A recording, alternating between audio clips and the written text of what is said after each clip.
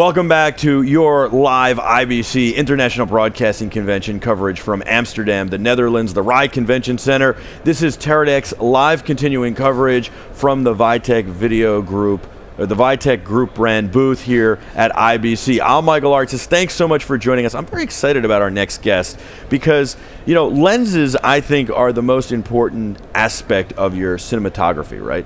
You've got the camera, you've got the sensor, those are important. There are a lot of great cameras out there, but the lens makes all the difference in the world. And the lens is what gives you your look. And this lens has its own look officially. Since 1886, 1886, this company's been in business. Since 1893, they've had the Cooke look. Les Zellin from Cooke Optics is here. You've got new anamorphic lenses that are out just seconds on the set of Lazarus right now. You guys shoot Grey's Anatomy, not necessarily with the anamorphic lenses, but Grey's Anatomy, all sorts of movies. I mean, pretty much every movie you have an Academy Award. You guys are the lens, without a doubt. Les, thanks so much for joining us. My pleasure.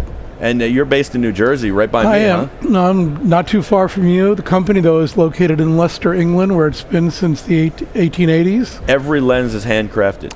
Pretty much. Unbelievable. Absolutely. Everybody knows it. It's the Cooke look. Tell me about the anamorphic lenses. They're just out.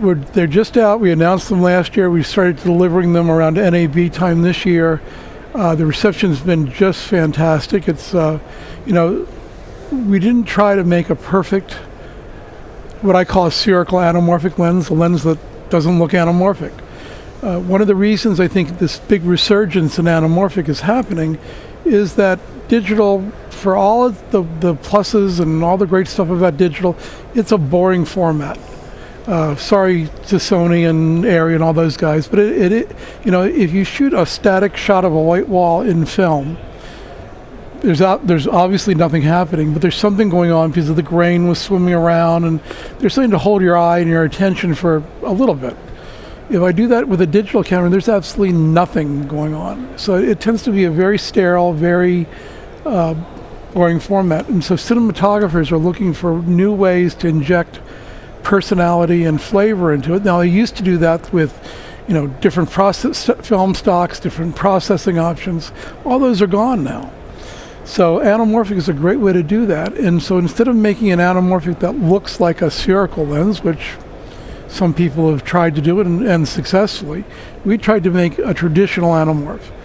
That is, keep the artifacts, keep the funk, what I call anamorphic funkiness, because it gives it some character. And it's obviously been received extremely well. We're back ordered already for ages. That's unbelievable. Yeah. That's terrific. I mean, I can't imagine you guys getting anything other than praise for it and people just running to get it, because the Cooke look is amazing, and you guys have made amazing lenses for years. I mean, we just talked about how long it's been. Yeah. And it's an amazing company. You're a great guy. We've known each other a while now. Is it hard for you to keep track of all the projects that Cooke lenses are used in? Well, it's actually hard for us to discover them because some rental companies, our connection to the production is really through rental companies. Right. And a lot of rental companies don't like to disclose what they're doing. So we probably only scratch the surface of what our lenses are used on. I think it's so interesting when I was in your booth and I saw the Grey's Anatomy poster, because I usually think of Cooke as a film lens and only for motion pictures. And obviously it makes sense. When I saw it, I was like, duh, but I just don't normally think of it as a television lens, it's so amazing. Yeah, but in the States, most of our prime time was filmed on 35. Right. So the difference between either filming on 35 or filming on a large sensor digital, they're both PL mounts to us. It's the rest of the world that's sort of interesting, because we have a large client in South America. They did a test where they took one of their soap operas, and instead of shooting it in high def, they switched over to a large chip camera and photographed it cinematically, and they saw a rise in viewership. And when they saw that, that's return on investment, obviously. Absolutely. They switched all their prime time over to cinematic format.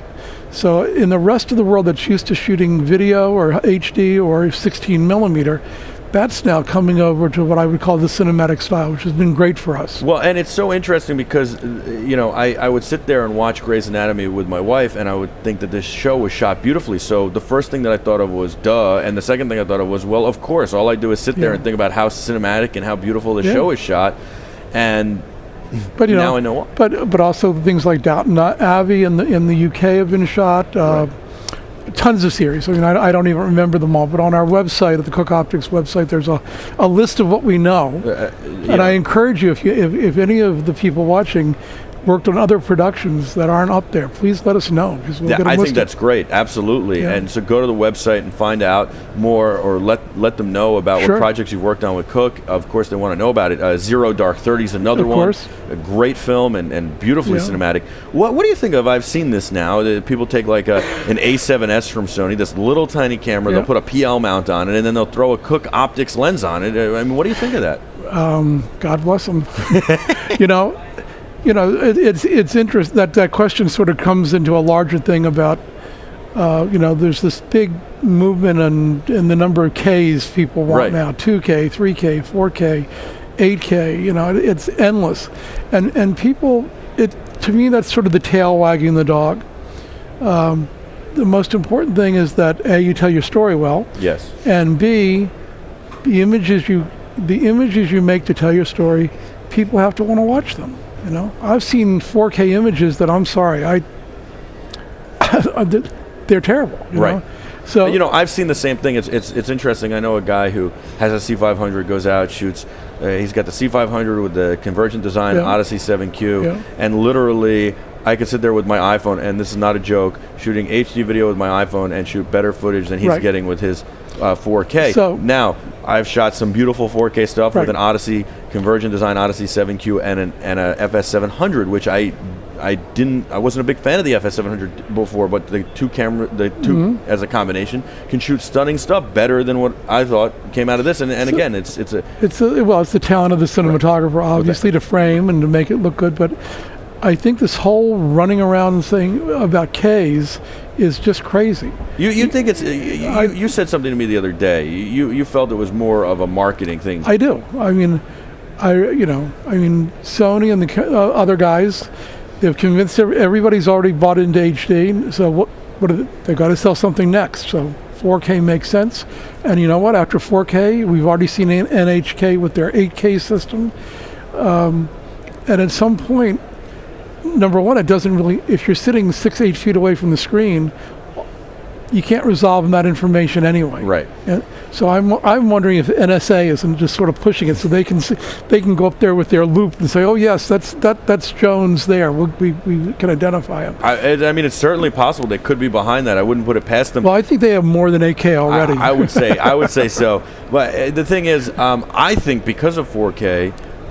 In my mind, lens selection and lenses are even more important. But I agree with you. That there are a lot of applications where 4K doesn't. Yeah, but it's really interesting as people get more and more Ks. Yeah. What do people want to shoot with? They're going back to not only the stuff we make now. Thank God they like that, but they're also going back to the stuff we made 100 years ago.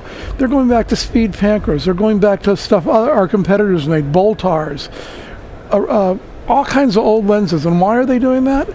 Because when I go back to the same answer we had about anamorphic, is that digital's a boring format, and they're trying to get some personality and some character into it. And these older lenses, they do the job, and they give it a look. I was thinking yesterday about a new slogan. I mean, we're not going to go away from the Cooke book, but people are using lenses we made almost 90 years ago, almost 100 years ago, to shoot 4K. So we've been, a lot of people. There was a big buzz a couple of years ago. Are your lenses good enough for 4K? I've been making 4K lenses for 90 years, so give me a break.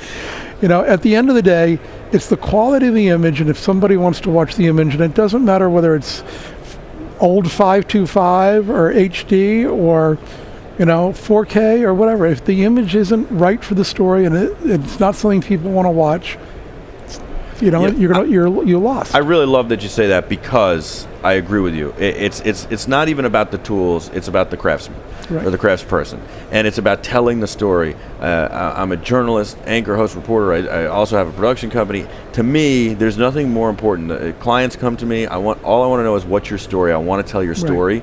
And I think that sometimes we get lost in the technology. Oh, there's no doubt. To bring it back is so important, because we can't. It's great. You could have the most technology in the world. You could also tell a great story on an iPhone, or even a high 8 camera. As long as that iPhone has the Cooke lens on it. Exactly. As long as we put a Cooke lens on it, exactly. And hopefully one day we'll be able to do that. I'd love to, even if it's just for a hoot, because I love shooting with the iPhone and the iOS devices. Sure.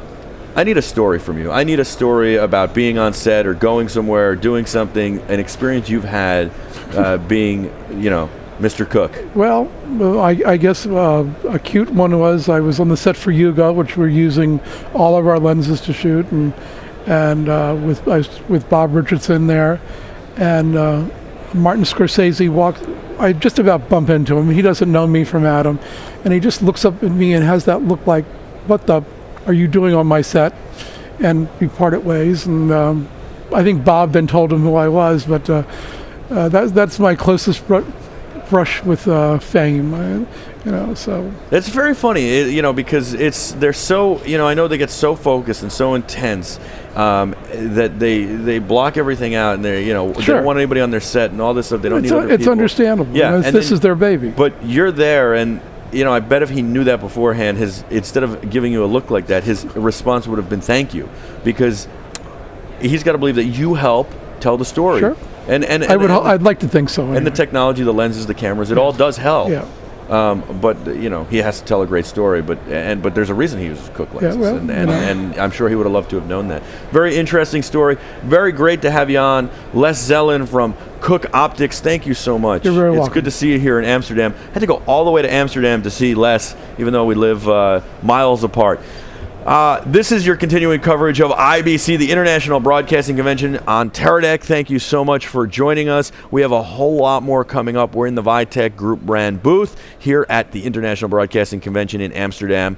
We'll be back with a whole lot more right after this. I'll be back in just a little while, but coming up next, news shooter and Dan Chung, my good friend and great colleague. You're going to love what he's got. It's awesome. He's so good at this. So stay with us. We'll be back right after this.